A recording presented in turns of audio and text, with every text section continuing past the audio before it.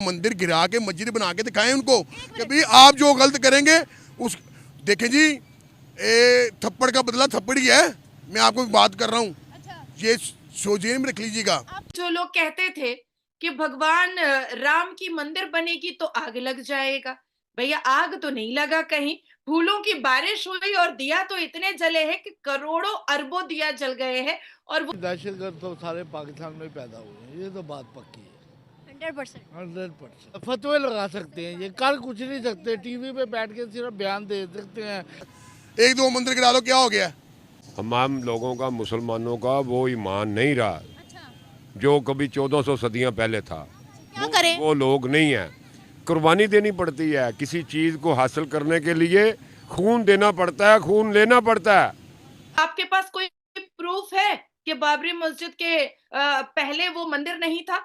लेकिन वीएचपी, निर्मोही अखाड़े और जितने भी हिंदू पक्ष है, उन्होंने 3 डेकेड की लड़ाई लड़ी है और 500 वर्षों की तपस्या की है, बलिदान किया है, आस्था रखी है, विश्वास रखा है, श्रद्धा रखी है। तब भी 441 वेदों और ग्रंथों को आचार्य जी ने सबमिट किया था सुप्रीम कोर्ट को, और सुप्रीम कोर्ट ने कहा हमारी सरकार के पैसे से राम मंदिर नहीं बना है। भारत के राम मंदिर की अगर बात की जाए तो बोला यह जा रहा है कि ये इंडियन इकोनॉमी को बहुत ज़्यादा बूस्ट देने वाला है। तकरीबन 25,000 crore per year revenue generate होगा राम मंदिर से। इसके अलावा इसको ऐसे कंस्ट्रक्ट किया गया है कि 1000 साल तक ये सही सलामत ऐसे ही अपनी असली हालत में मौजूद। नमस्कार दोस्तों इस वीडियो में हम पाकिस्तानियों के रिएक्शन देखने वाले हैं, तो आपसे निवेदन है इस वीडियो को बिना स्किप किए लास्ट तक जरूर देखना। और ओरिजिनल वीडियो के लिंक आपको डिस्क्रिप्शन में मिल जाएंगे, तो उनके चैनल को भी विजिट करना और हमारे चैनल को सब्सक्राइब जरूर कर लेना और इस वीडियो को अपने अन्य दोस्तों के पास शेयर जरूर करना रहेगा। उनको ऐसे नहीं बिल्कुल करना चाहिए था जो उन्होंने किया। इंतहाई अफसोसनाक का काम किया उन्होंने। बाबरी मस्जिद को शहीद करके उन्होंने मंदिर बनाया उधर। ये हमारे दिल दुखे हैं। हम तो बोलेंगे, हम तो कहेंगे कि भाई उन्होंने जो हमारे साथ किया हम भी करेंगे उनके साथ। ये तो हमारा क्या करेंगे? हम भी कहेंगे कि भाई उनके गिराओ इधर मंदिर। ये तो पाकिस्तानी हिंदू है ना यहाँ पर, वो तो इंडियन है, ये तो पाकिस्तानी हिंदू है। पाकिस्तानियों की प्रॉपर्टी को क्यों डैमेज करेंगे आप? पाकिस्तानी प्रॉपर्टी को डैमेज नहीं कर रहे हम तो। उन्होंने तो हमारे किए ना, उधर मुसलमानों को दिल नहीं दुखाया उन्होंने। लेकिन वहाँ के मुसलमान फिर इनॉग्रेशन में शामिल क्यों हुए? ये अल्लाह जाने, उनसे पूछना चाहिए कि क्यों हुए। मैंने अच्छा, उन्होंने तहकीक की थी और पता लगा कि पहले वहाँ पर मंदिर था। ये तो झूठी बात है जी। पहले वहाँ पर मंदिर था, पहले ये था। वो तो तहकीक किसने की है? तहकीक बताएं मुझे। वहाँ के लोगों ने की है, सबने। किसने? कुछ कोई सामने तो अभी तक नहीं आया। कोई भी अभी तक कोई सामने नहीं आया। रिपोर्ट्स आई हैं, सामने कोई नहीं आया। ये रिपोर्ट्स अभी इधर हैं। वज़ीर आज़म हमारा जो मर्जी रिपोर्ट बनवा सकता है। उधर के मोदी ने जो मर्जी रिपोर्ट बनवा ली। देखिए, मैं अगर अपना पर्सनली बोलूं तो मेरे मुताबिक हर रिलीजन को इजाजत होनी चाहिए कि वो फ्रीडमली रहे। हर रिलीजन को होनी चाहिए। होनी चाहिए, मैं भी कह रहा हूँ होनी चाहिए। तो अभी वहाँ पर राम मंदिर की इनॉग्रेशन की गई है, पूरी दुनिया ने सेलिब्रेट किया है, इस पर आप क्या कहेंगे? मैं हम महसूस अभी थोड़ी देर पहले हुई है। हम उसका हम एहतजाज करेंगे।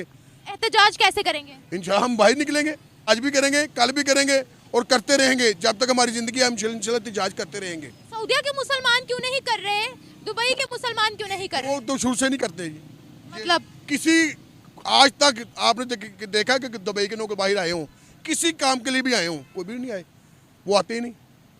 हम आते हैं, हम आएंगे। मुझे ये बताएं कि आप क्या कहना चाह रहे हैं इसके बारे में? क्या कहेंगे कि उन्होंने उनकी मंदिर की इनॉग्रेशन जो कर ली है, अब क्या किया जाए? अब वो कह रहे हैं कि इससे हमारा साल का रेवेन्यू जनरेट होगा, 25,000 करोड़ का बिजनेस मिलेगा उनको। वो तो उनका फायदा, हम तो वो उनका फायदे के लिए हम नहीं सोच सकते। हमें सिर्फ ये है कि हमारी बाबरी मस्जिद को शहीद किया गया, हमें ये दुख है। उनको आएगा 50 करोड़ आए, वो उनको आएगा। हम तो हमारा तो दुख यही है ना कि हमारी मस्जिद को शहीद किया गया। सर, ये जो सऊदिया है, ये जो दुबई है, ये इस तरीके से बात क्यों नहीं कर रहे हैं जैसे आप बात कर रहे हैं? ये इनॉग्रेशन में उन्होंने बोला कि हम भी शामिल होंगे, क्या वजह? और लाइव टेलीकास्ट भी किया गया है। मैं तो कह रहा हूँ आपको, वो नहीं करते। क्यों नहीं करते? देखिए ना, सऊदिया इस्लाम का गढ़ है और वहाँ पर शरिया लॉ है जी। वो उनको पता है, मुझे, मैं उनके बारे में कुछ नहीं कह सकता। कुछ नहीं कह सकते। भगवान राम को काल्पनिक बोलने वाले आज कल्पना कर रहे होंगे कि 160 देशों से ऊपर भगवान राम के इस उत्सव में लोगों ने शिरकत किया है और मनाया है 160 देश से ऊपर। अब आती है बात कि जो लोग कहते थे कि भगवान राम की मंदिर बनेगी तो आग लग जाएगा। भैया आग तो नहीं लगा कहीं, फूलों की बारिश हुई और दिया तो इतने जले हैं कि करोड़ों अरबों दिया जल गए हैं। और वो भी सिर्फ भारत में नहीं जले हैं, भारत में सिर्फ नहीं जले हैं, अमेरिका में जले हैं, इंडोनेशिया में जले हैं, फ्रांस में जले हैं, ब्रिटेन में जले हैं, इटली में जले हैं, डच में जले हैं, सऊदी अरबिया में जले हैं, दुबई में जले हैं। तो अब आप सोचो कि कितना खूबसूरत मंजर है कि फ्रांस से मुझे मेरी फ्रेंड्स जो है वो फोटोज भेज रही हैं, आबू धाबी से लोग मुझे फोन करके वीडियो कॉल करके दिखा रहे हैं कि हम भी दिया जला रहे हैं। तो इस पूरी दुनिया में, इस पूरी दुनिया के राम फॉलोअर, भगवान राम के जो भक्त हैं, उन्होंने आज का दिन मनाया है। और मैं इतना जानती हूं कि जैसे क्रिश्चियन के पास उनका अपना वेटिकन था, जैसे मुसलमानों के पास उनका अपना मक्का मुअज्जमा और मदीना मुनव्वरा था, आज पहली बार सनातन धर्म और हिंदू धर्म वालों के पास उनका अपना राम मंदिर है। और मैं हमेशा से कहती हुई आई हूँ, पिछले 9 साल से मैं लगातार इस बात को कह रही हूँ कि भारत की पहचान भगवान राम के मंदिर से ही हो सकती थी और किसी चीज से नहीं हो सकती थी। कहने वाले ने भगवान राम को बहुत कुछ बोला, लेकिन मेरे हिसाब से, एक मुस्लिम लड़की होने के हिसाब से भगवान राम आग नहीं है, भगवान राम ऊर्जा है, भगवान राम काल्पनिक नहीं है, क्योंकि बहुत लोगों ने काल्पनिक बोला। भगवान राम आस्था है, भगवान राम रहस्य नहीं है, भगवान राम विश्वास है, भगवान राम समस्या नहीं है, क्योंकि हमारे देश के ही कुछ नेताओं ने उनको समस्या भी बोला था। भगवान राम समस्या का समाधान है। मैं मुस्लिम हूं, मैंने भी अल्लाह नहीं देखा है। मैं मुस्लिम हूं, मैंने भी प्रॉफेट मोहम्मद सल्लल्लाहु अलैहि वसल्लम को नहीं सुना है, पर ईमान मेरा है उन पर, पूरा मुकम्मल ईमान है। तो मैं इस अथॉरिटी की पोजीशन में खुद को नहीं डाल सकती हूँ कि मैं किसी दूसरे के धर्म को काल्पनिक बोलूं या किसी दूसरे के धर्म पर मैं क्वेश्चन मार्क लगाऊं, तो सामने वाला मुझसे भी पूछने की इस अथॉरिटी को अपने आप ले लेगा कि क्या आपने अल्लाह देखा है, क्या आपने सुना है अपने अपने नबियों को? तो मैं तो कहूंगी कि नहीं, मैंने तो नहीं सुना, मैंने पढ़ा है। तो उन्होंने भी पढ़ा है अपने वेदों और ग्रंथों को, तो मैं उनको कैसे क्वेश्चनेबल मार्क लगाऊं? तो जो लोग भी ये कर रहे हैं, या तो वो मंद बुद्धि हैं, या तो वो इतने बेवकूफ हैं जो अपनी बेवकूफी को दिखा भी रहे हैं, और या तो इतने शातिर बनना चाहते हैं कि उस शातिर होने की वजह से बर्बाद होते चले जा रहे हैं। मैं कहना चाहूंगी शोएब कि मैं वो मुस्लिम हूँ जो भारत की मिट्टी पे नमाज पढ़ती हूँ, मैं वो मुस्लिम हूँ जो गंगा स्नान भी करती हूँ और उसी गंगा माँ के जल से वजू भी कर लेती हूँ, मैं वो मुस्लिम हूँ जिसके घर में ईद की मिठाइयां जो है वो हल्दीराम से और छप्पन भोग से आता है। तो मैं ऐसी मुसलमान हूँ और मुझे प्राउड फील होता है कि मैं डिवोटी हूँ भगवान राम की आस्था पर, हनुमान जी की आस्था पर, और मुसल्ला बिछा करके नमाज भी पढ़ती हूँ और 5 वक्त नमाज पढ़ती हूँ। और काफी चीजों से, काफी जो सिन है, जो अनपार्डनेबल सिन है, जो गुनाह है, जैसे मजार परस्ती, ये सारी चीजों से मैं खुद को दूर रखती हूँ।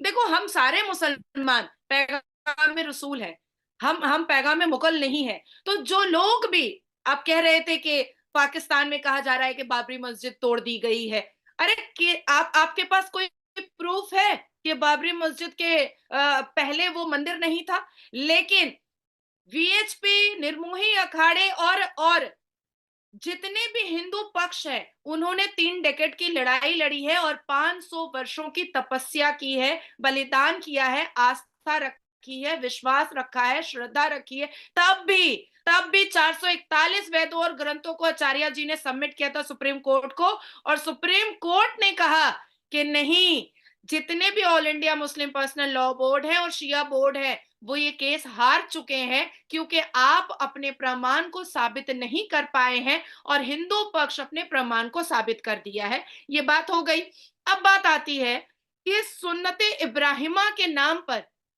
कितने मुगलों ने कितनी अश्लीलता मचाई है, कितने बुतों को तोड़ा है, कितनी मंदिरों को तोड़ा है, कितनी बेहूदगी मचाई है, और ये इतिहास गवाह है। और इस इतिहास को के पर्दों को और पन्नों को खोलने से नाजिया इलाही खान पीछे नहीं हटने वाली है, ना हटी थी, ना हटी है और ना हटने वाली है, बिल्कुल नहीं। अब आती है बात अब शायद तुम्हारा सवाल हो जाएगा कि नहीं भाईचारगी, या तुम्हारे सुनने वाले का सवाल हो जाएगा कि भाईचारगी कहाँ चली गई।